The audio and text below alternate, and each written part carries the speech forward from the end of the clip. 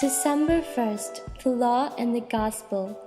For whosoever shall keep the whole law and yet offend in one point, he is guilty of all. James chapter 2, verse 10.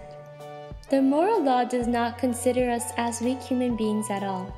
It takes no account of our heredity and infirmities. It demands that we be absolutely moral. The moral law never alters, either for the noblest or for the weakest. It is eternally and abidingly the same. The moral law ordained by God does not make itself weak to the weak. It does not palliate our shortcomings. It remains absolute for all time and eternity. If we do not realize this, it is because we are less than alive. Immediately we are alive, life becomes a tragedy. I was alive without the law once, but when the commandment came, sin revived and I died.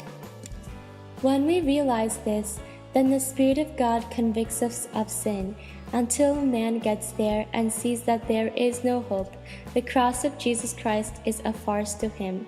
Conviction of sin always brings a fearful binding sense of the law. It makes a man hopeless, sold under sin. I, a guilty sinner, can never get right with God. It is impossible. There is only one way in which I can get right with God, and that is by the death of Christ Jesus. I must get rid of the lurking idea that I can ever be right with God because of my obedience. Which of us could ever obey God to absolute perfection? We only realize the power of the moral law when it comes with an if. God never coerces us.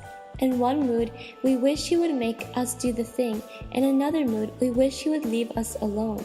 Wherever God's will is in the ascendant, all compulsion is gone. When we choose deliberately to obey Him, then with all His almighty power, He will tax the remotest star and the last grain of sand to assist us with all His almighty power.